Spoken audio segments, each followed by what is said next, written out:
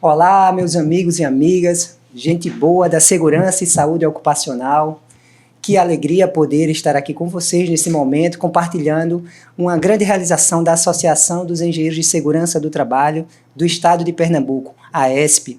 Estamos aqui com a primeira edição do podcast AESP Fala. É um projeto que já foi idealizado há muitos anos, né, e que hoje, né, dá o seu pontapé, né, depois de toda a programação que fizemos, e teria que ser no momento certo. E este é o momento certo. Estamos aqui com um grande convidado, né, para iniciar conosco, dar esse pontapé inicial. Vamos falar sobre eles, vamos falar sobre o nosso tema. E é um tema que é super interessante, né, que permeia esse mundo da segurança e da saúde ocupacional. Mas antes de tudo, eu me apresento, eu sou Aldenor Marinho, engenheiro de segurança do trabalho e diretor técnico da AESP, ex-presidente da AESP também, e tenho o orgulho de poder estar dando esse pontapé inicial aqui no nosso podcast, o programa da edição número 1. Agradeço aos nossos colaboradores durante todo esse período. Temos instituições que são parceiras, né, já há muitos anos. Temos o CREA Pernambuco, que sempre está conosco, nos apoiando em todos os eventos que a AESP participa junto conosco, participando junto com a AESP. Temos a Mútua, a Caixa de Assistência Técnica, de Assistência dos Profissionais do Estado de Pernambuco, a quem agradecemos e é o patrocinador desse podcast, e já estará conosco falando um pouquinho, né, com o seu diretor-geral, Marcelo Tabatinga, falando um pouquinho sobre os projetos da Mútua, enfim, desse apoio também ao nosso podcast. Agradeço, claro, né, a presidente da AESP, a Giane Câmara, né, que apostou nesse projeto junto conosco e certamente vai deixar uma palavrinha aqui também, né, nessa abertura, nesse primeiro evento do nosso podcast, a AESP Fala. Mas já indo direto, né, ao nosso assunto, nós estamos aqui, né, muito honrados, né, de ter a participação do Dr. Fábio Farias, né, Fábio André Farias, né, hoje é desembargador, né, do Tribunal Regional do Trabalho, e vai compartilhar aqui conosco, né, sobre uma temática super interessante, uma temática que ele domina demais, né, tem convívio diariamente, eu posso dizer, e já trocamos muitas ideias, né, já falamos muito a respeito disso já há alguns anos, né. Vou falar um pouquinho aqui do currículo do Dr. Fábio, né, para deixar aqui um pouco da experiência que ele vai compartilhar aqui com a gente. Ele que nasceu em Recife, né, formou-se em 1992 como bacharel em Direito pela Universidade Federal do Rio Grande do Norte, é especialista em Direito também por esta universidade e mestre em Ciências Sociais pela mesma instituição em 2002. Ele é graduado em Psicologia pela Faculdade Fracinete do Recife, a nossa Fafiri. Em abril de 2013, assinou o termo de posse e compromisso com o Tribunal Regional do Trabalho da 6ª Região, tornando-se desembargador do órgão ocupando a vaga destinada ao Ministério Público do Trabalho, pelo 5º Constitucional. Ele foi coordenador regional do Programa Trabalho Seguro em Pernambuco, projeto nacional do Tribunal Superior do Trabalho, TST, de onde conhecemos, né, um grande trabalho feito por ele, né? A AESP participa do GTRIM, né, o GTRIM 6, que é um grupo interinstitucional focado nas questões de segurança do trabalho, né, doutor Fábio? E faz um excelente trabalho aqui em Pernambuco. O doutor Fábio coordenou esse projeto durante muitos anos e com grandes realizações, né? Foi ouvidor no período de 2001 a 2023 do TRT6, presidiu a 2ª turma do TRT6 e o Comitê Gestor Regional do Processo Judicial Eletrônico da Justiça do Trabalho, o PJE-JT, certamente é um dos tópicos aqui da nossa conversa com ele, falar um pouquinho sobre esse processo judicial eletrônico, né, onde os peritos, né, tratam no seu dia a dia, né. Sua vida profissional começou como advogado no Rio Grande do Norte, atuando de 92 a 96. Já foi assessor parlamentar de deputado, oficial de justiça do Tribunal Regional do Trabalho do Rio Grande do Norte. Exerceu a magistratura no TRT6 em 97, tomando posse nesse mesmo ano, no cargo de procurador do trabalho, permanecendo no ofício durante 15 anos. Foi procurador-chefe da Procuradoria Regional do Trabalho, do Ministério do Trabalho, entre 2009 e 2003. Atualmente, Dr. Fábio é corregedor do Tribunal Regional do Trabalho. Agradeço bastante, Dr. Fábio, a sua participação aqui conosco Temos a honra de tê-lo no nosso primeiro podcast. Certamente não poderia ter sido uma melhor participação do que essa sua aqui com a gente. E obrigado por compartilhar um pouco também dessa sua experiência nesse tema das perícias técnicas no contexto, né, do Tribunal Regional do Trabalho. Seja muito bem-vindo. Muito obrigado, Aldenor, muito obrigado à AESP. Sempre quando eu chego numa situação como essa, eu me sinto um pouco que fazendo história, né? Se não fosse o primeiro, eu me sentiria fazendo história, porque eu acho que a associação é uma história que precisa ser contada da associação, essa relevância que os peritos em geral, os engenheiros peritos em especial, né, tem dado, né, a prestação da jurisdição no país, né, e no estado de Pernambuco. E quando eu falo que uma história precisa ser contada é porque eu te conheço há 10 anos e vi, né, o quanto essa associação constituiu-se como um fator importantíssimo, né, para a justiça do trabalho. Eu tenho certeza que para outros ramos, né, do poder judiciário. Estava aqui pensando, eu ia dar bom dia aos senhores ouvintes, né, porque eu sou um pouquinho passado, né, mas isso é coisa de rádio, né, então ia dar boa tarde aos telespectadores, né, mas isso também é coisa do passado, né, e hoje o pessoal diz assim, bom dia, boa noite, boa tarde a quem for de cada um dos horários aqui no nosso podcast, onde estiver, a hora que estiver, né, então será um prazer enorme conversar, né, sobre esse assunto que diz tanto para mim como profissional, né, sou procurador, como você leu aí, né, estivemos no Ministério Público do Trabalho. Já convivendo com perícia. Desde 1997, certo? Quando esse debate ele era muito seminal, né, ele era muito inicial, né, no Rio Grande do Norte. Né, e hoje a gente vê assim, um crescimento muito grande, como, por exemplo, né, uma coisa que é muito interessante, é um debate jurídico que ainda se trava, mas que eu me lembro que foi o primeiro diálogo que eu tive, que era, por exemplo, o papel dos centros de referência em saúde do trabalhador na fiscalização, né, das condições de trabalho. Isso em 1997. E o quanto cresceu isso, hein? Pois é, né? Pois é. E hoje, assim, a gente temos muitas dificuldades, você sabe muito bem, temos muitos problemas, né, a resolver, mas eu acho que, como eu disse, quando alguém resolver contar a história, né, da perícia no Brasil, vai ver que a coisa ela ficou muito promissora, ela deu um avanço enorme, né, e com absoluta certeza por conta dos profissionais envolvidos, né, e aqui no caso em especial dos engenheiros, né, que têm trabalhado diuturnamente no auxílio da prestação jurisdicional. E nessa questão, doutor Fábio, da importância da perícia técnica, do perito, né? Como é que o senhor vê o papel deste profissional? A gente entende que a perícia técnica, claro, que ela não é feita só por engenheiros, a gente está falando também de fonoaudiólogos, médicos do trabalho, né? Dezenas de fisioterapeutas, enfim, né? Qual é a importância? O que seria da justiça sem esse profissional? Ela funcionaria adequadamente? Ele completa isso? Como é que o senhor vê esse profissional? Aldenor, às vezes os astros, Deus, o universo, né, seja lá a crença que as pessoas adotem, né, elas conspiram, né? E quando você me convidou para esse evento, por coincidência eu estava começando a ler um trabalho de um grande jurista, né, inclusive importante para o direito do trabalho no Brasil, que é Evaristo de Moraes, o pai, não o filho. Certo? Ele é um rábula, né?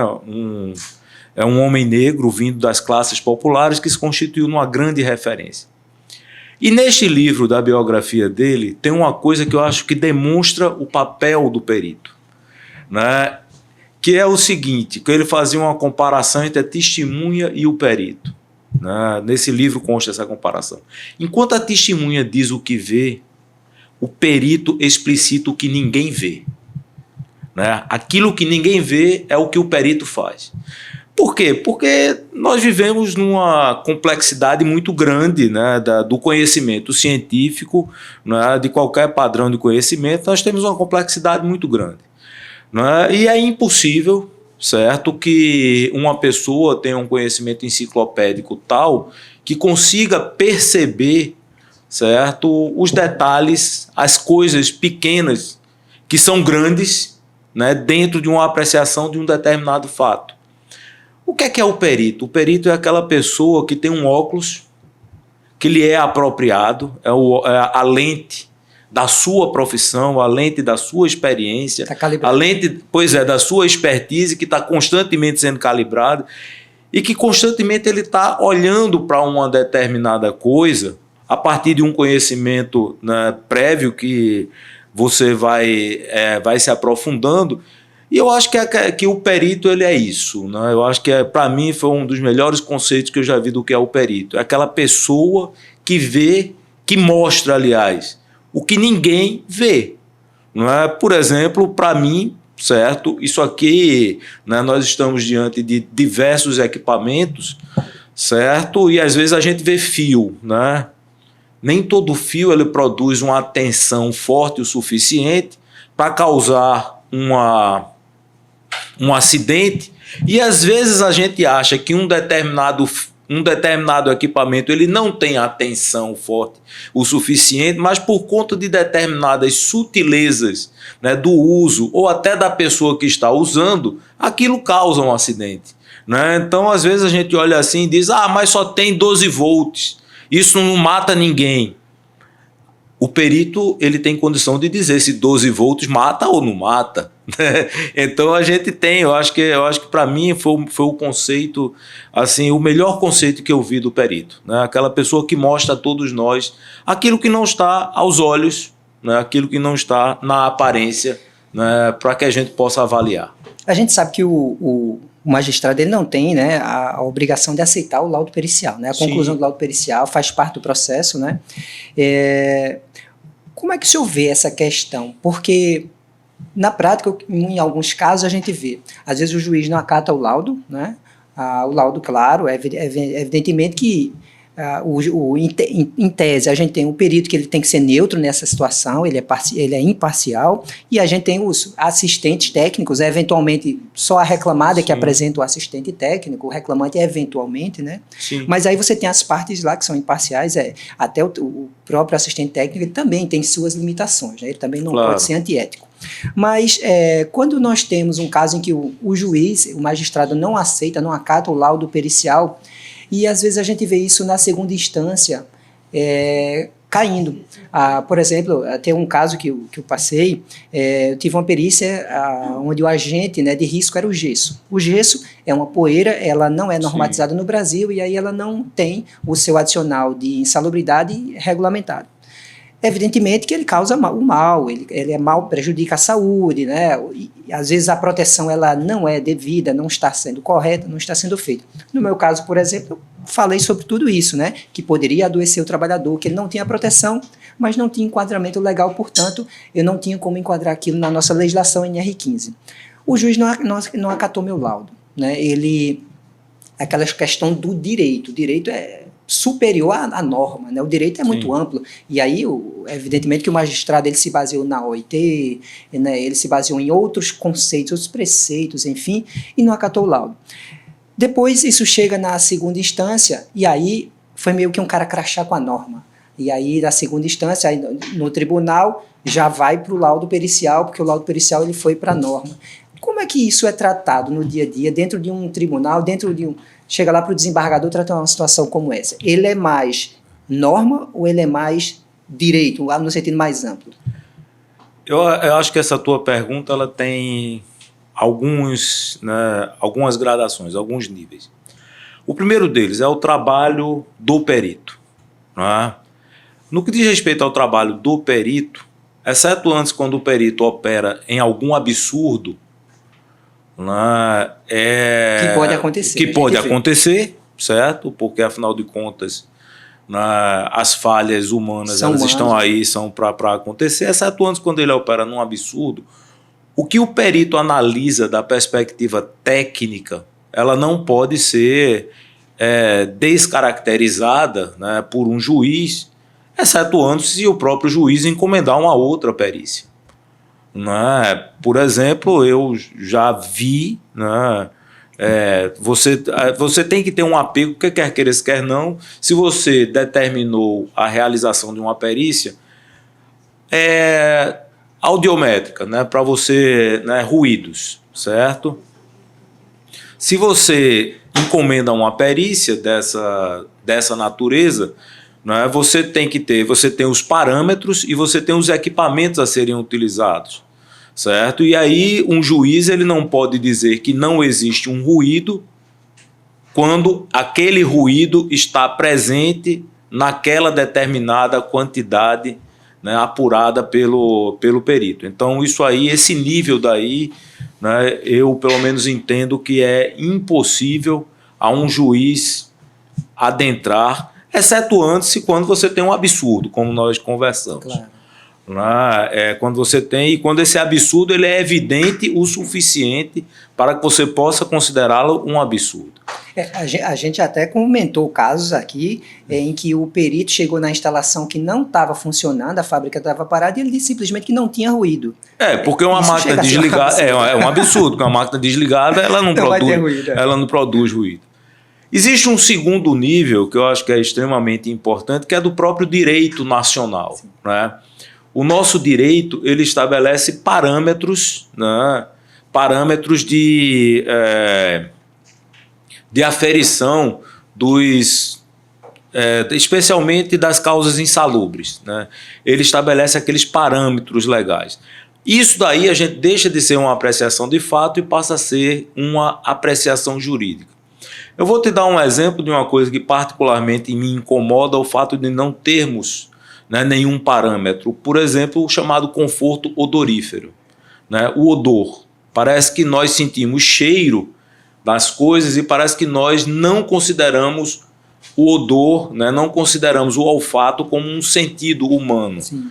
A gente privilegia em termos normativos, né, muito audição e visão, certo? Quando muito tato, alguma coisa assim. Mas a gente não tem nenhum parâmetro, por exemplo, para odor e para o gosto, né, para o que se chama de gosto. E aí a gente encontra o problema do Covid, no qual a capacidade de sentir cheiro e de sentir gosto atinge milhares de trabalhadores, sim, especialmente da saúde, e simplesmente a gente descobre que tem um vazio normativo. Mas a gente vê esse pessoal da saúde, mas, por exemplo, as pessoas que trabalham com resíduos sólidos, ou pessoas que trabalham com resíduos humanos, né, que infelizmente ainda temos essa situação de trabalho, que é uma situação muito difícil, né? Você está trabalhando, por exemplo, com dejetos, com animais mortos, uma série de coisas que exalam um cheiro. Na própria indústria, o tratamento, por exemplo, do pescado, você tem a carcaça do peixe que é tratada, um cheiro insuportável. Pois é, né? Você, para quem viveu nessa cidade tanto tempo quanto eu vivi, quando a gente passava em Afogados, tinha uma empresa que trabalhava com fumo, que simplesmente era insuportável. Mais na frente, ali perto de Tigipió, a gente tinha uma que trabalhava com, acho que era margarina, no fabrico de margarina, e também era insuportável passar ali perto. Imagino que é trabalhar 8 horas. Então a gente tem esses níveis, né, definidos, né, pelo nosso direito interno, né? É claro que aos juízes, né, ele não está limitado à compreensão jurídica de ninguém, nem do perito e nem de outro juiz, né? E nem da doutrina. Não é por quê? Porque o sistema jurídico, por exemplo, da proteção ao trabalho, ele é um sistema jurídico enorme, né? Então, por exemplo, um perito pode considerar que aquela situação não é insalubre e o juiz, com base em algum princípio internacional, considerar que é. E aí ele vai estar num campo, né, de debate que é jurídico, que lhe é próprio e que ele pode ter, né, uma opinião e exarar uma decisão. Né? Particularmente, eu não vejo nenhum problema nessa questão, porque, em que pese aparentar ser um conflito entre o que um perito acha e o que um juiz acha, essa questão da interpretação jurídica ela é extremamente comum, né? E ela é da natureza dos próprios conflitos entre um juiz e outro. né? Particularmente, né, tendo a ter um apego bem importante às nossas normas regulamentadoras pelo seguinte, que as nossas normas regulamentadoras, por mais que elas sejam normas jurídicas, elas foram produzidas por outros peritos. Sim. Uma norma regulamentadora não são 3, 4 pessoas do direito que debatem aquilo. Quando a gente chega assim, 80 decibéis para 8 horas, salvo engano, né? Sim. 85 dB. 85 para 8 horas. Quando a gente chega nesse parâmetro, não foi uma escolha aleatória, foi uma escolha produzida pelos estudos de engenheiros, né, de fonoaudiólogos, de médicos, num tripartite, validado, né, por um processo tripartite. Então, assim, e muitas das vezes alguns parâmetros, né, legais, alguns parâmetros legais brasileiros, eles são parâmetros legais para uma realidade brasileira. Sim. Não é para uma realidade em geral de um mundo.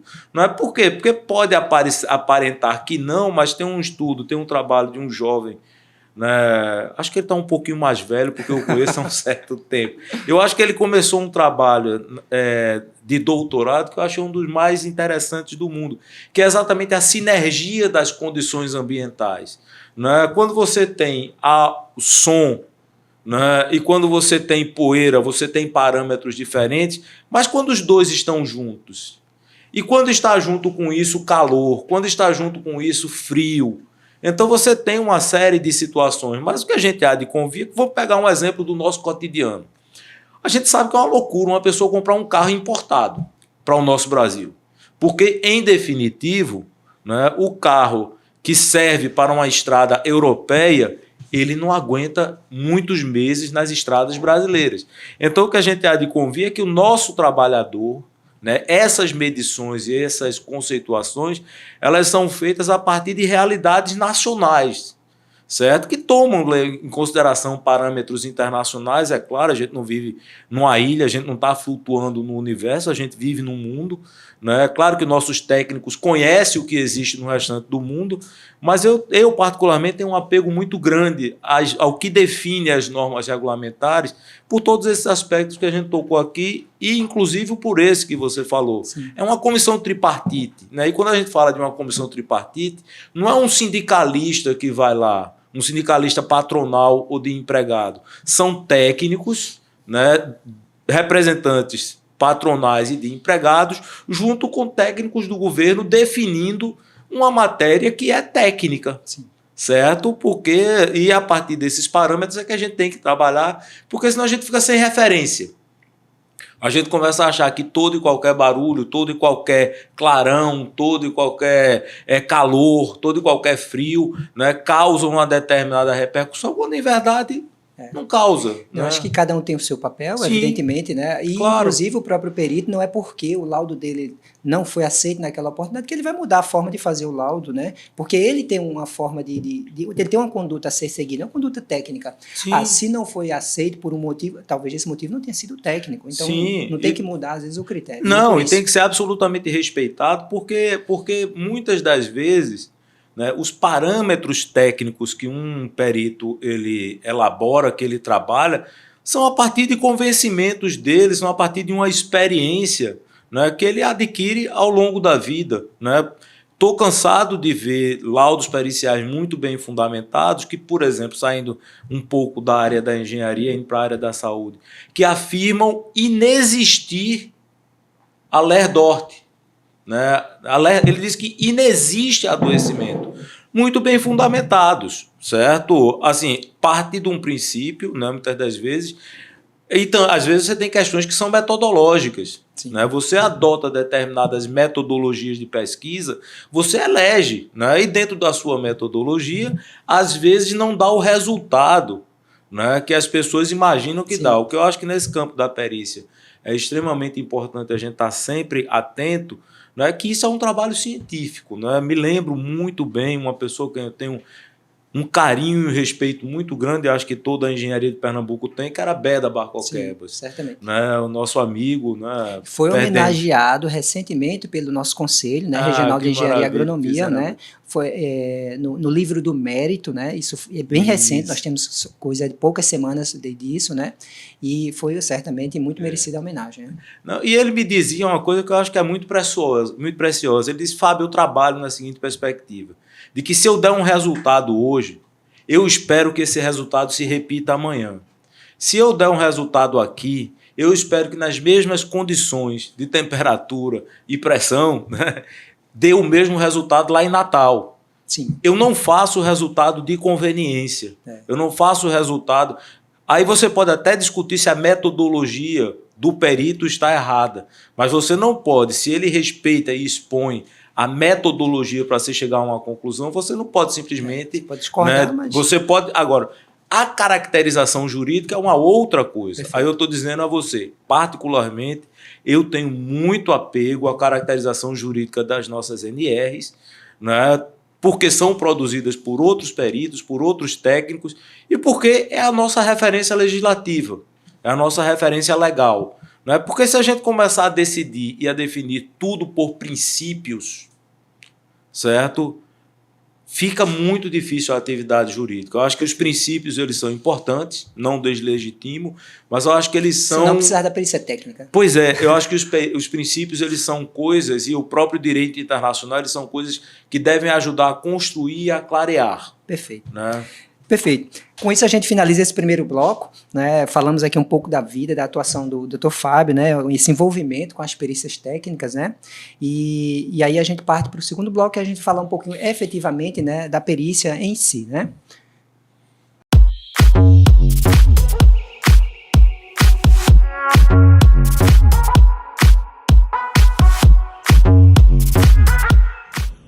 Olá, tudo bem? Eu sou Marcelo Tabatinga. Estou como atual diretor-geral da Mútua de Pernambuco e nesse ato também representando meus colegas Jurandir Liberal e Aécio Nepomuceno. Gostaria de dizer que é uma honra e uma satisfação poder estar ajudando a promover esse evento, importante ato para a promoção da informação, da divulgação e principalmente do fortalecimento das nossas entidades de classe, em especial aqui nesse ato dos engenheiros de segurança do trabalho. Gostaria de falar um pouco da nossa mútua para cada um de vocês, levar a nossa mensagem, dizer que a mútua é uma caixa de assistência e de acolhimento, que ela foi criada especialmente para devolver a cada um de vocês uma parte do arrecadado do nosso sistema para assistir as pessoas, principalmente aquelas que mais necessitam. Dizer que a partir do momento em que você se associa à mútua, você já passa a gozar de alguns benefícios sociais, a exemplo de seguro de vida, de pecúlio por morte, auxílio funeral, além de diversos outros, né, de um clube de vantagens que assiste a pessoa com diversas empresas em todo o país, a exemplo da rede de farmácia Drogazil. Ainda temos um programa de assistência de inclusão chamado PIN para pessoas com deficiência. Nós temos um provedor de assinaturas eletrônicas chamado Sign, que você pode acessar gratuitamente. Nós temos ainda também uma previdência privada com taxas bastante atrativas e também planos de saúde. Estamos trabalhando um novo plano de saúde, já estamos aí também com um plano intermediário com o operador, um contrato diretamente com operadores. E, além disso, nós temos diversos benefícios também reembolsáveis, com baixas taxas de juro, com prazo interessante e também, o mais importante que eu acho é que bem nenhum fica alienado ou hipotecado, né? Você fica com o bem livre após a aquisição. Dizer que é muito importante a sua associatividade o quanto antes, para que você possa também gozar desses benefícios e muito mais.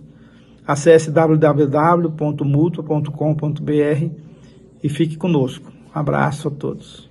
Bom, estamos agora no nosso segundo bloco, né, do podcast número 1, podcast inaugural da Associação dos Engenheiros de Segurança do Trabalho de Pernambuco, a AESP.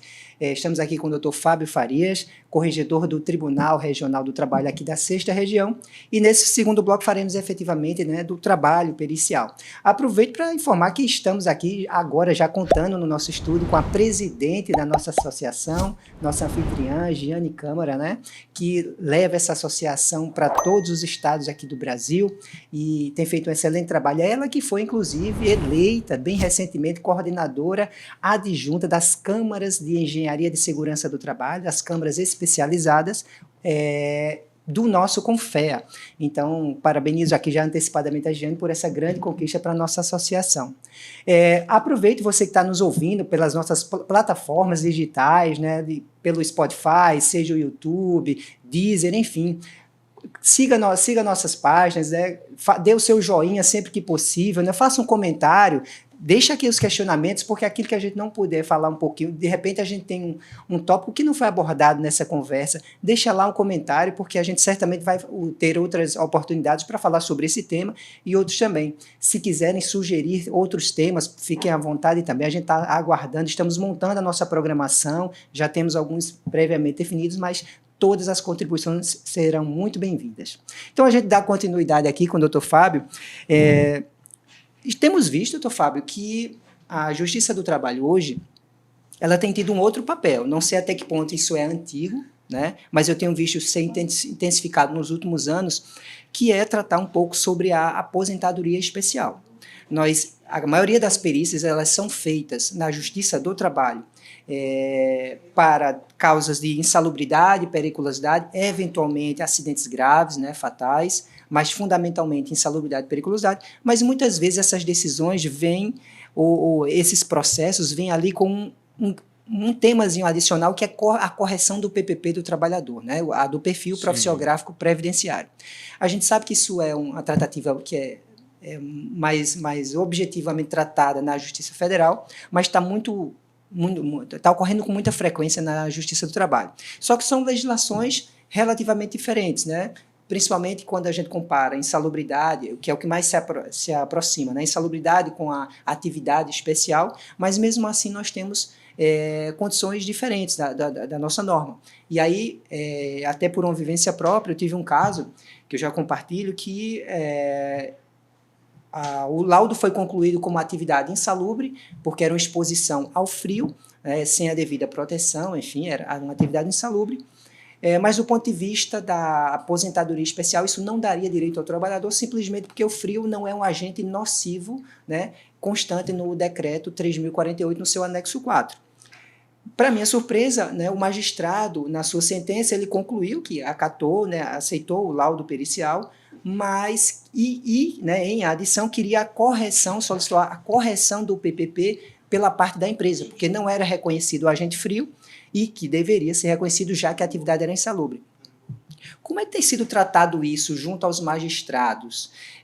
Isso, claro, né, ele tem a sua autonomia nas suas decisões, mas em termos da capacitação, dessa informação técnica, porque ela é puramente técnica, como é que tem sido tratado isso junto aos magistrados nessas decisões que a legislação, ela de fato trata de uma forma diferente? Antes de mais nada, parabéns, Giane, né? Você tem méritos pessoais, claro, mas eu tenho absoluta certeza que Pernambuco ter sido alçada a esse espaço, né, tão importante no Confea, ele é produto também de um trabalho de uma associação, né, que tem se destacado no campo, né, da organização dos engenheiros.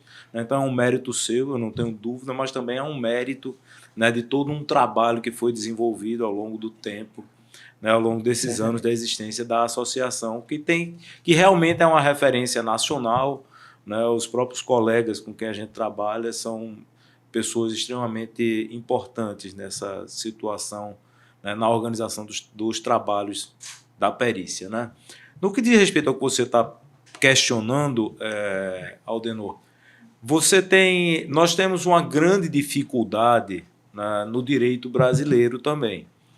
É que esse direito, ele é enorme, ele é muito complexo, certo? Ele tem dificuldades a serem enfrentadas, de maneira que nem mesmo os juízes, né, eles conseguem entender, né, eles conseguem ter conhecimento suficiente para operar com todas essas situações, né? Agora, uma das questões, né, que às vezes as pessoas não compreendem é o seguinte: o juiz do trabalho ele disse que a condição é insalubre e que a pessoa tem e que o empregador tem que refazer, né, o PPP, né? Não necessariamente, como decisão judicial trabalhista, o empregador tem que fazê-lo, certo? Mas não necessariamente nós temos observado que o INSS ele tem recepcionado esse PPP reconstruído, né? Por quê? Porque a perspectiva trabalhista... que é outra coisa, né? A repercussão que seria favorecer o trabalhador não necessariamente vai acontecer. Não necessariamente vai acontecer. Uma coisa é a compreensão que cada juiz tem, e elas são legítimas, são importantes, de um determinado fato. Como você, por exemplo, noticiou, o frio ele não é considerado uma condição insalubre para fins de aposentadoria especial, certo? O INSS, apesar do juiz do trabalho ter determinado, o INSS, né, não está vinculado a essa decisão, porque a decisão não foi dada contra o INSS, foi dada contra o empregador. Perfeito. E aí você tem a interpretação do INSS. Eu vou te dar uns fatos, uma situação que chegou ao Supremo e houve uma decisão favorável ao trabalhador. E do ponto de vista das normas de segurança e medicina do trabalho, ela é uma decisão estranha, porque ela não tem... Estranha não, me perdoe o ministro, não vou citar o nome, né, mas do ponto de vista do direito, ela não é uma decisão que tenha respaldo jurídico. Qual foi a decisão? Entender que a vibração era um fator insalubre. Porque a vibração, eu vou ensinar aqui para os engenheiros, né? Vamos aprender. Né? Vibração é propagação de onda. Sim, sim. Também. Som é propagação de onda. Sim. E o excesso de vibração, ele produz surdez, né? Segundo, havia estudos dentro desse processo. A questão é que não existia o conceito da vibração como agente insalubre. Do ponto de vista lógico-científico, a decisão e o laudo pericial está correto. A vibração, o que eu quero dizer com vibração, eram pessoas que trabalhavam com máquinas que vibravam muito. Né? Então, do ponto de vista do que ele estava dizendo, isso é correto, causa, ficou comprovado que causava. Mas do ponto de vista jurídico, do ponto de vista da definição legal, vibração não é conceito insalubre para fins de deferimento de uma aposentadoria especial. Então, veja assim, você tem, muitas das vezes, e nesse caso, salvo engano, o INSS teve que conceder a aposentadoria especial a esse trabalhador, mas particularmente eu não vejo, não percebi muita legalidade na decisão, mas isso é um outro debate.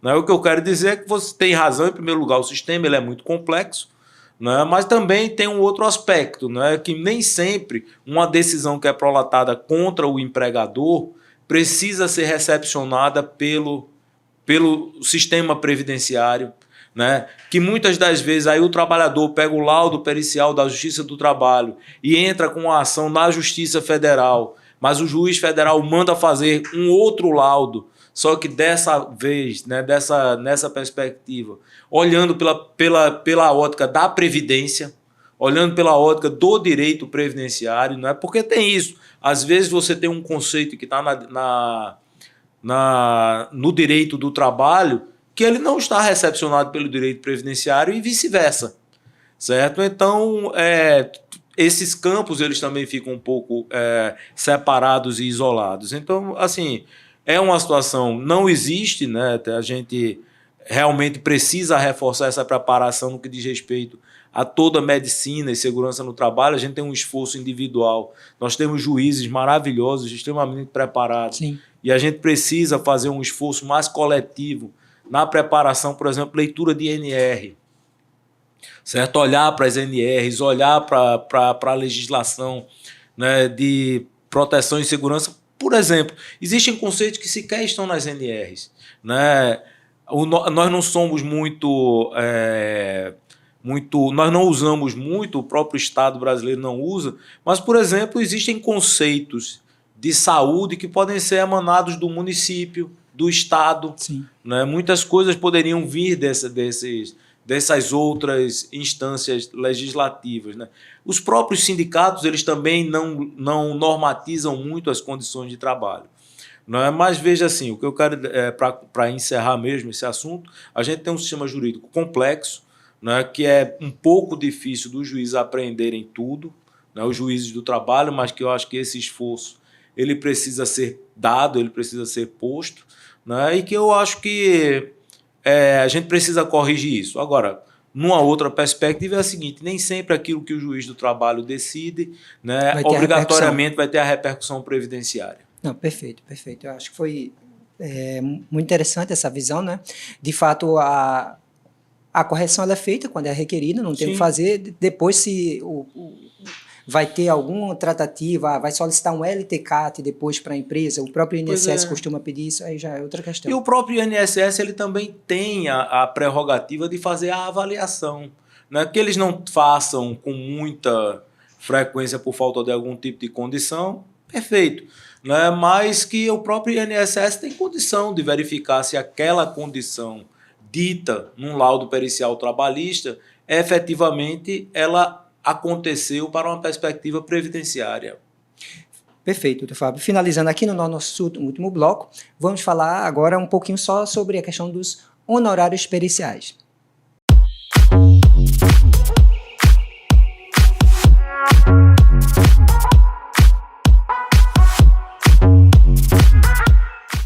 A AESP, Associação dos Engenheiros de Segurança do Trabalho de Pernambuco, mais uma vez dá um passo à frente.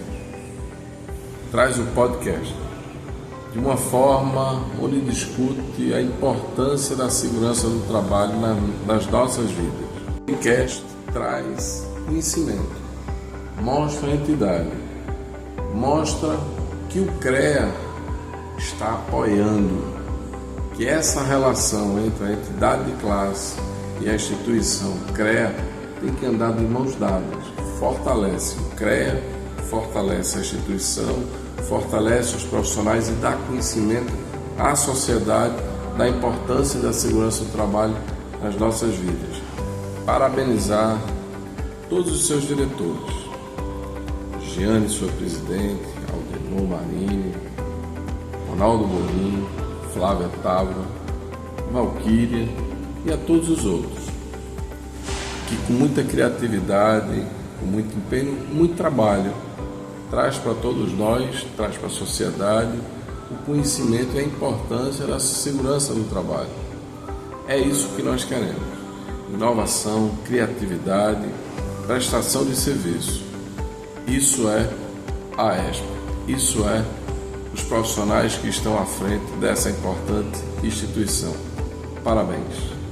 Bom, fechando aqui o nosso primeiro podcast, a AESP Fala, vamos falar um pouco sobre honorários periciais, como é que hoje está ocorrendo com a Justiça do Trabalho. Tivemos muitas modificações nos últimos anos, mas antes vou lembrar mais uma vez, se você quer acompanhar o nosso podcast, curte, siga a AESP nas redes sociais, o aesp.pe, e acompanhe aí nossas postagens referentes aos próximos temas. Teremos podcasts periodicamente, a cada mês ou a cada 2 meses. Estamos aí com a programação sendo montada e certamente com temas bem interessantes. Então, siga-nos nas redes sociais, aesp.pe.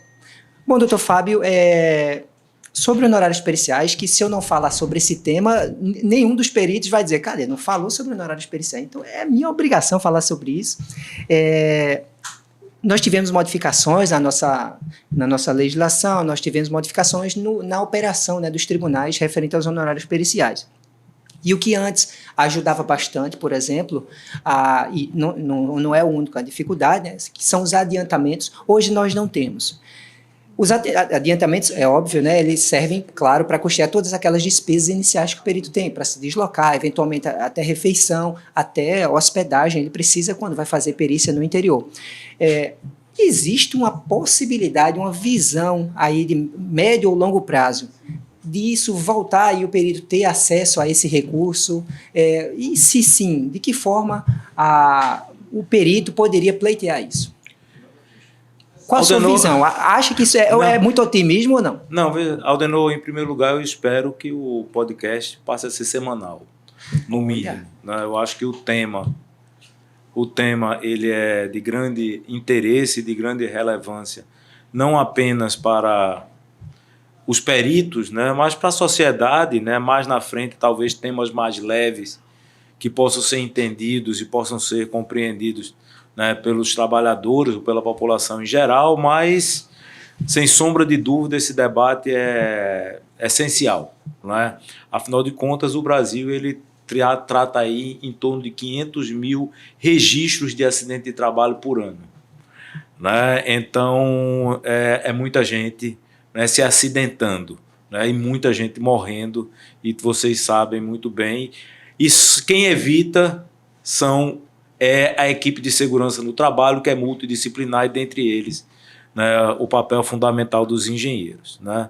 No que diz respeito aos honorários periciais, realmente essa é uma questão extremamente difícil para a Justiça do Trabalho, né, porque particularmente eu compreendo que nós operamos, né, com uma coisa que não é correta para com os profissionais. Eu me lembro, nós temos um colegiado de presidentes e corregedores da Justiça do Trabalho, que se reúne mensalmente, certo? Que um dos colegas, desembargador Francisco Xavier, lá do Rio de Janeiro, ele fez uma palestra apontando que a grande dificuldade no encaminhamento dos processos que necessitam de perícia é exatamente o mau equacionamento dos honorários periciais. Um perito que ele vai fazer uma perícia, né, de áudio, né, como a gente já tratou aqui, ele tem que ter um equipamento. Esse equipamento foi comprado, então ele já realizou uma despesa. Pior, esse equipamento tem que ser calibrado, né, que é uma questão fundamental. Né? A gente calibra pneu, imagina uma coisa que vai fazer medição audiométrica, né? Então vai fazer audiometria. Então você tem toda uma série de despesas, né, que são realizadas. Né? O perito ele é um ser vivo, ele precisa comer. Né?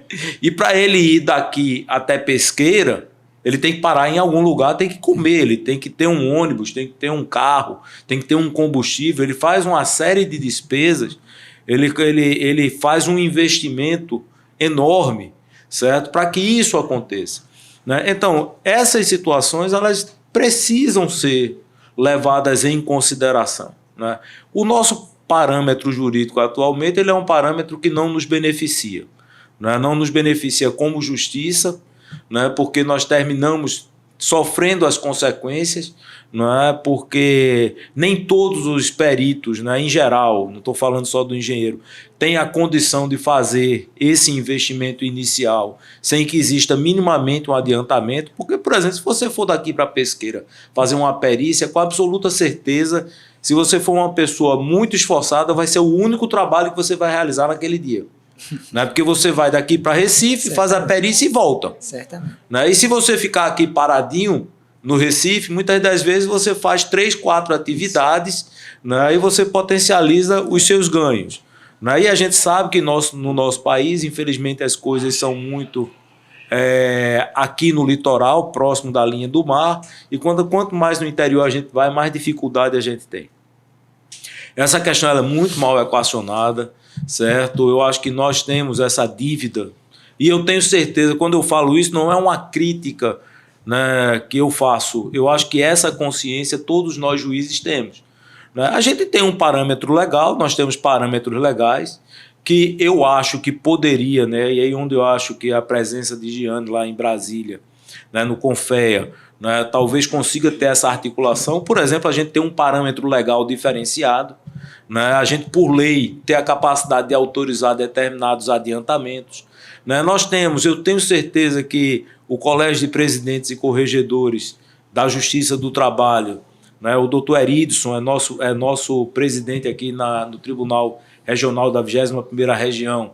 Né? Eu acho que ele receberia muito bem, né, os colegas das associações, né, as que estão aqui próximas, né, para tentar abrir esse diálogo. O doutor Lélio, né, que é o presidente do Conselho Superior e do Tribunal Superior do Trabalho, eu tenho certeza que ele tem muita sensibilidade, né, de maneira que eu acho que a gente tem que trabalhar um pouco com o Congresso Nacional. Sim. E com essas instâncias, né, para melhorar esse sistema. É claro que a gente não está falando só do adiantamento, a gente tem outras dificuldades, sim, sim. O próprio esquecimento do pagamento. Pois né? Exatamente. Acordos, eu acho que em termos de processo judicial eletrônico, né, eu acho que a gente tem condição de, por exemplo, eu acho que a AESP poderia solicitar isso, porque nós temos um sistema de sinalização chamado CHIP.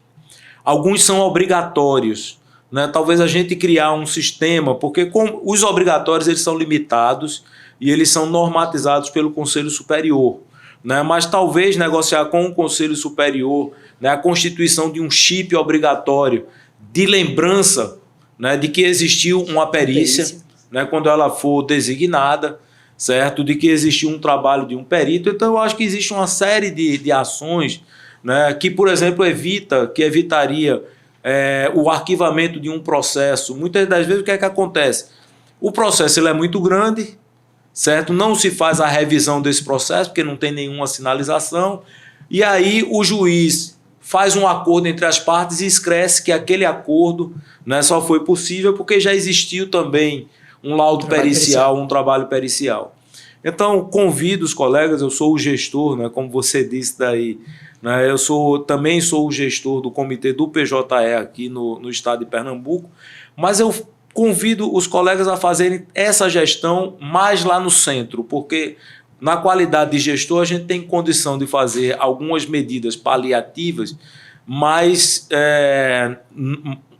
soluções em termos de PJE, nós temos uma comissão negocial nacional, não é? O secretário-geral é um juiz do trabalho, o doutor Braulio, também é absolutamente acessível, certo? Eu acho que a gente pode, os colegas podem criar, e eu me comprometo em ajudar, né? Até a nossa equipe técnica do PJE, a gente pode tentar bolar algum tipo de solução paliativa, né? E propor algum tipo de solução mais definitiva no que diz respeito ao PJE. Né?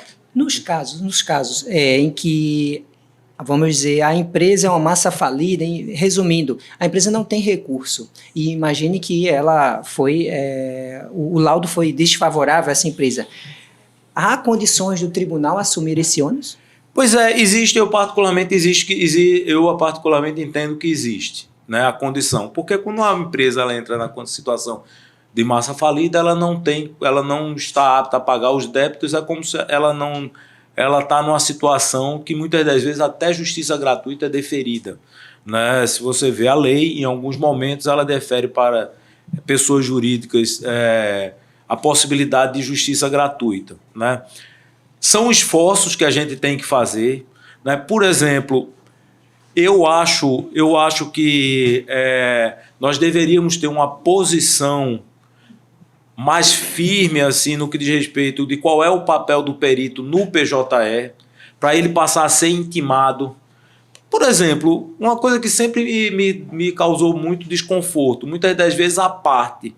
O juiz, na primeira instância, estabelece que o honorário pericial é R$2.000.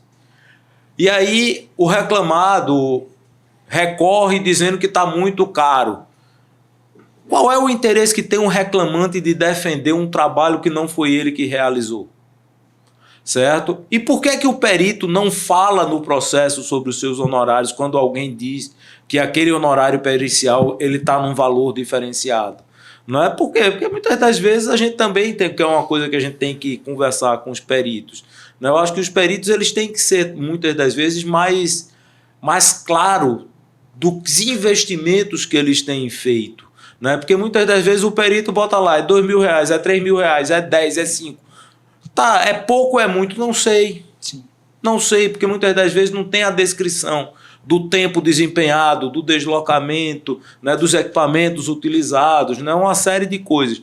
Então, acho que a gente precisa, né, e me coloco à disposição dos peritos, me coloquei já diversas vezes, me coloco à disposição certamente. dos peritos, né, para a gente tentar desenhar algumas soluções. Mas, veja só, não represento a Justiça do Trabalho, né, nós temos um presidente, né, que eu acho que a gente tem que conversar com ele, né, as soluções passam por ele. Mas existem muitos caminhos. Vocês podem ter absoluta certeza que juízes e desembargadores e o próprio ministro do TST tem muita sensibilidade, né, para tentar solucionar essa questão. Agora, que também a gente precisa de um certo reforço legal. Sim. Né, da legalidade. Por exemplo, a gente tem uma súmula que diz que os honorários periciais só podem ser pagos e estabelecidos ao final, e essa súmula ela é baseada numa lei. Sim. Né? Então seria importante seria importante a gente abrir com um Congresso Nacional, né, um diálogo, né, sobre adiantamentos. Né? Porque quer querer, não existe um orçamento e aí a gente público, não está falando de engenheiro, a gente está falando de peritos em geral, exatamente. Aí, assim, acho que os engenheiros podem ser um centro catalisador dessa situação. Né? Assim, nós temos um orçamento público já que foi aprovado, né, que paga quando existe a gratuidade na justiça, que pode eventualmente, se houver uma autorização legal, pode ser utilizado. Então, as coisas elas estão aí. Né? A gente precisa ter paciência, a gente precisa... Mas tem que ter provocação. Mas a gente tem que ter provocação, a gente tem que saber o que é que a gente quer e como é que a gente pode ajudar, auxiliar nesse debate daí. Perfeito, doutor Fábio. Agradeço imensamente sua participação no nosso primeiro podcast. A ESP, mais uma vez, eu repito, fico honrada da sua participação. É um passo histórico na nossa entidade, né, que vem crescendo nos últimos 10 anos, pelo menos, e tem deixado um legado aí, tem deixado um legado aqui para o povo pernambucano, mas tem deixado um legado também para o Brasil. Né? Tivemos trabalhos que foram aí espalhados pelo país, né, e deixamos nossa marcazinha. Mas faz parte também aliás, tudo isso teve a contribuição de muita gente. O Tribunal Regional do Trabalho tem feito uma grande parceria com a nossa entidade, né, e não só a nossa entidade, né, com outras, através do GTRIM. Fizemos grandes eventos juntos, né, isso é importante mencionar, e certamente tem um papel aí que vai deixar uma marca aí para a sociedade pernambucana e vai deixar no Brasil também. Aproveito aqui para agradecer a todos aqueles que colaboraram, né, com esse podcast, esse primeiro. Né, deu um trabalhozinho, né, faz parte, né, mas vai ficar excelente, já está ficando excelente e certamente a gente vai fazer isso aqui expandir ainda mais. Deixo aqui um recado de agradecimento à Mútua Pernambuco pelo apoio, pelo patrocínio. Deixo um agradecimento ao CREA Pernambuco, na pessoa do nosso presidente Adriano Lucena, né, que tem feito uma gestão maravilhosa, com uma grande parceria com a ESP, inclusive, também. Agradeço mais uma vez a presidente da nossa entidade, a Giane Câmara, que está aqui com a gente, né, já vai deixar uma falazinha aqui para vocês. E, claro, né, temos aqui nossos parceiros, nossos colaboradores, e aqui, em nome de toda essa equipe aqui de bastidores, deixo um grande agradecimento aqui à Realize, né, que é a nossa produtora de todos os nossos eventos da ESP, que tem feito uma excelente parceria conosco também, aqui no nome do seu gestor, o Rafael Nogueira. Então, obrigado, gente, mais uma vez. Doutor Fábio, a ESP está aqui sempre de portas abertas, sempre que desejar deixar uma palavrinha aqui, será muito bem-vinda. Muito obrigado. Agradeço, né? Nome pessoal, né? Em meu nome, né? Mas em nome da instituição, a nossa presidente, doutora Anise Pedroso, né? Essa deferência, né, de ser o primeiro podcast não é a Fábio, é uma instituição chamada Tribunal do Trabalho da 6ª Região, certo? E vocês podem ter absoluta certeza que as perícias, os peritos, eles são um fator fundamental no bom trabalho que qualquer tribunal venha a executar.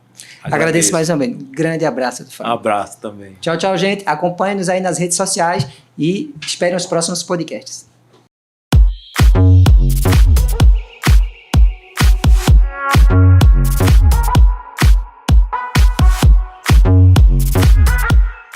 Bom, e agora a gente traz para compartilhar um pouquinho, né, dessa história da ESP, né, dos seus últimos anos, também de como está essa gestão da ESP nesse biênio aqui. A Giane Câmara, né, que é nossa presidente, está como nossa presidente da ESP desde o ano passado, e vai falar um pouquinho, né, Giane, de o que foram esses últimos anos da entidade, o que é que tem ocorrido, o que é que a gente pode esperar esse ano da ESP, né? Eu sei que tem uma listazinha enorme aí de projetos, a gente já está executando alguns deles, mas compartilhe um pouquinho o que é que esse público, o nosso associado principalmente, pode esperar, mas é claro que todas as ações que a ESP faz, elas repercutem, né, em toda a sociedade, em todos os prevencionistas. Fala um pouquinho sobre esse projeto, nesse podcast, né? O que é que você está esperando dele, enfim, fala um pouquinho com a gente. Aldenor aqui é o nosso querido, está aqui como diretor técnico, né? Mas há de se comentar que ele também já foi presidente, né? Eu assumi após o término do mandato dele, né? Então, mas estive nos 2 anos, nos 2 mandatos em que ele esteve como presidente, eu estive também na diretoria administrativa. Então, a gente vem construindo essa parceria, né, Aldenor? Já faz 6 anos, né? Já estamos indo para nossos 6º ano de parceria, né, de troca de trabalho. Então, a gente vem desenvolvendo, a ESP ela vem sendo sempre vibrante nesses quase 6 anos. A gente vem trazendo a ESP para o cenário nacional, né? Tivemos a pandemia e aí a pandemia a gente também fez um trabalho conjunto, coletivo. Histórico, né? Que está aí disponível nas nossas redes sociais, né? No nosso site, e também temos ainda também no TST, né? No TRT. Então a gente tem o nosso documento lá, né? Que são as medidas de controle da Covid, a gente está lá disponível. Então, aí nós fizemos o Coneste, né, aqui em Pernambuco. 2022 foi aquele processo das pessoas ainda estavam com certo receio de se deslocar por causa de Covid, mas ainda existe, e ao mesmo tempo existia aquela ânsia de voltar ao convívio, né? E aí a gente fez aqui em Pernambuco, foi muito bom, tivemos quase 600 inscritos, né? E foram 3 dias de evento bem dinâmico. Balé Popular do Recife. Nossa abertura foi com o Balé Popular do Recife. Nós recepcionamos na véspera da abertura do convênio, do congresso. Nós fizemos um jantar em que recebemos nossos colegas dos outros estados, né? Foi um jantar dançante, né? Tivemos lá uma orquestra muito boa, que abrilhantou o nosso evento. Foi um jantar de recepção. Grandes homenagens, né? Fizemos as homenagens aos nossos ex-presidentes, né? Cerimônia belíssima. Uma cerimônia belíssima. Teve alguns que já partiram, né? Nossos ex-presidentes que já foram e os que estão ainda aqui conosco. Então, foi assim, a gente teve 2022, foi um ano já bem simbólico e corrido para a ESP, dinâmico, e 23 também a gente continuou. Aí eu assumi em janeiro de 23, a gente já começou também fazendo nossos eventos e nossas atividades aqui, né, voltada para nossos associados local aqui em Pernambuco.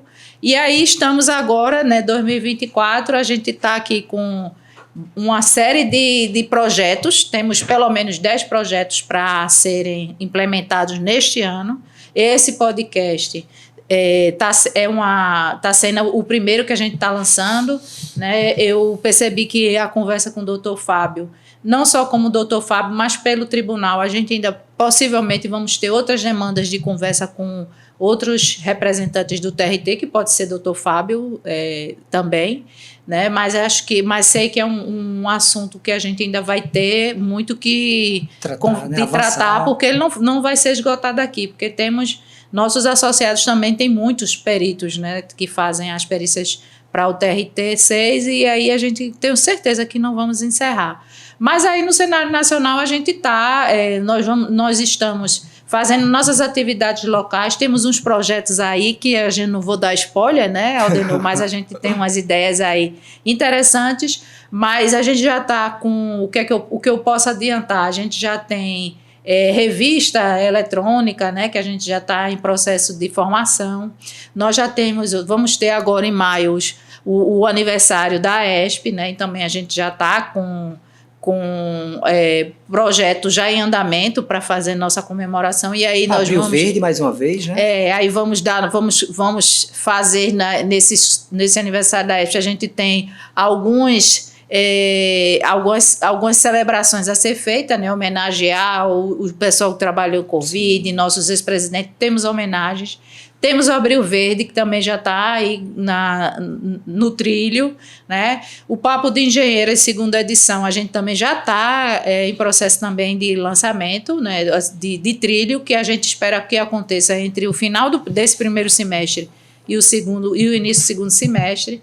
E temos outros eventos que a gente está ainda moldando, né? Então, estamos organizando aí para poder dar início, né? Até o final do ano a gente está com uma série de projetos para ser lançado, e aí espero que vocês curtam, né? Que vocês sigam a ESP nas redes sociais, porque a ESP, a gente divulga muito nossos projetos no AESP, né, o @aesp.pe, né? Então sigam lá, que de lá vocês conseguem pegar os caminhos do site, do Facebook, né? De mandar Spotify, Deezer, que agora estamos aí entrando nessas plataformas, né? Então aí estamos aí no streaming, que temos o YouTube, e aí a gente estamos nos espalhando. Então eu digo a você, se você não é ainda associado à ESP, eu digo a você, vem ser a ESP, porque vocês vão curtir. E para nossos associados, aí a gente ainda tem um plus, né? Mas nós temos um grupo de WhatsApp seleto, que só fazem parte os associados, e aí nesse grupo a gente discute, entre outras atividades, nossas ações como entidade, né? Nossos eventos que temos que se fazer de forma estatutária, e aí a gente tem esse canal exclusivo de comunicação com nossos associados. Os outros são canais abertos, que a gente temos entidades, temos profissionais de outros ramos que nos seguem, né? Então é um canal mais, digamos, mais global, né? E mais o nosso canal exclusivo com os associados é o nosso grupo de WhatsApp.